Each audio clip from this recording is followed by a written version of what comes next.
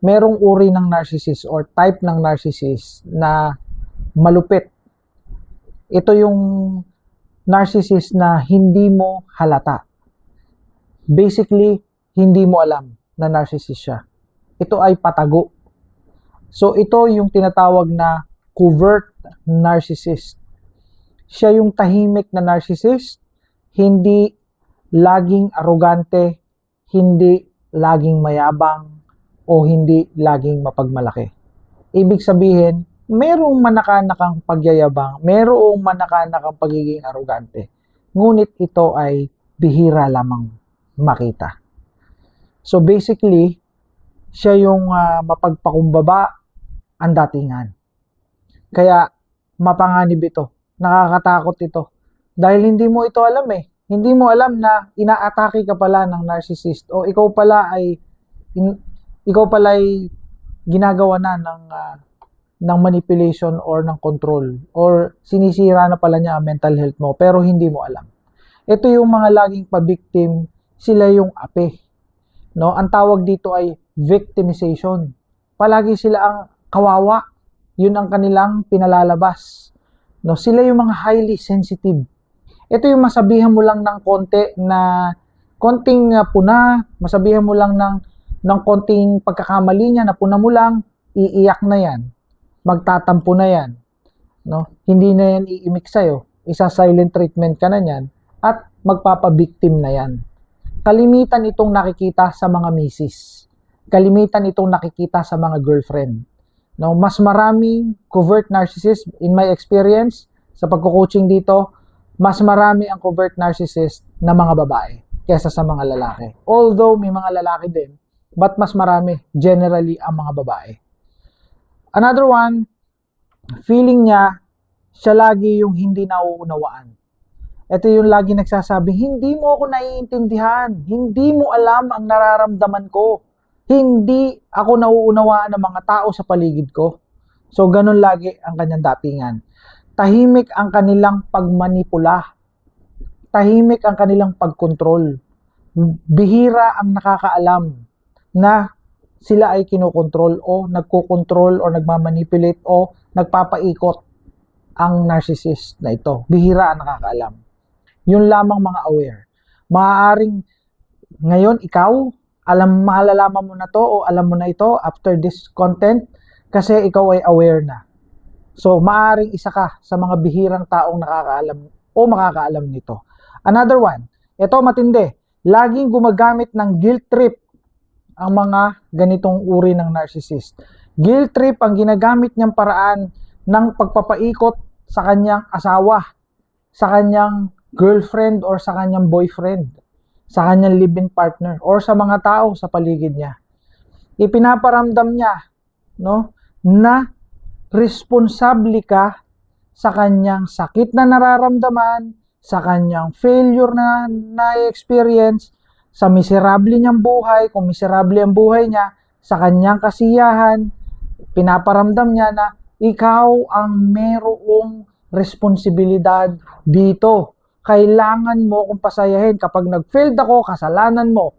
Kapag ka naging miserable ang buhay ko, kasalanan mo. Ganun lagi. At laging sinisisi ang mga tao sa paligid. Sasabihin, kaya natanggal ako sa trabaho na yon dahil doon sa mga tao na nandyan sa kumpanya na yan. Yung manager dyan, inaapi ako. Yung manager dyan, pinag-iinitan ako. No? Pero ang talagang problema, siya. Yung mga tauhan ko dyan, no? Mga mga naninira yan. Ginawan ako ng problema ng mga yan. Kaya ako natanggal dyan sa trabaho na yan. So, laging ang may kasalanan yung mga tao. Sasabihin, kaya ako hindi nag-excel sa school dahil yung teacher ko, bopols magturo. Kaya hindi ako na-honor. Bobo kasi yung teacher ko. Kaya hindi ako na-honor kasi may favoritism na nangyayari sa school na yan. Ganun lagi ang datingan ng mga covert narcissist. No? Another one, kapag nag-set ka ng boundaries, ito malupit, kapag nag-set ka ng boundaries or limitation, example, you say no. Pag pinahindian mo, sabi mo, hindi pwede ito kasi ganito, ganyan, ganyan, ganyan. So, ang mangyayari dyan, no, hihiwalayan ka. Yun ang matindi, hihiwalayan ka o lalayuan ka. Ito yung biglang nakikipag-break or ito yung biglang nakikipaghiwalay ng mga jowa. Kapag ang jowa ay nagbawal, halimbawa pinagbawalang lumabas sa gabi, no, o kaya ay pinagbawalang yung misis, let's say, pinagbabawalang bumili ng mga mamahaling bag, o kaya ay sinasabihan na mag-budget, no, hinihiwalayan niya yung mister niya. Humahanap na mas mayaman, yung hindi magseset ng boundaries, yung malaya siyang gawin ang lahat, yung walang boundaries.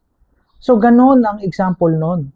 Para sa kanya kasi ang boundaries ay isang limitasyon na magkukulong sa kanya.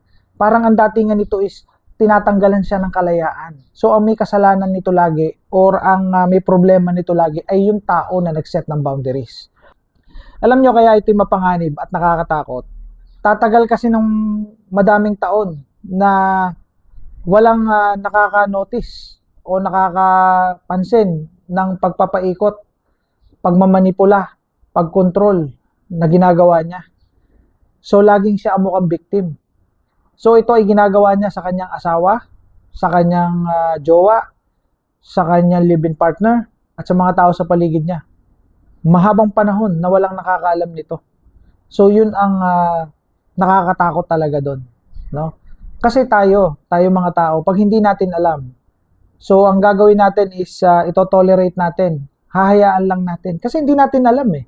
Hindi natin alam na may gumagawa pala ng mga ganito sa atin. We don't know. That's what we call covert manipulation. And it is done by a covert narcissist. Ganun yun. So, ano yung takeaway ko dito?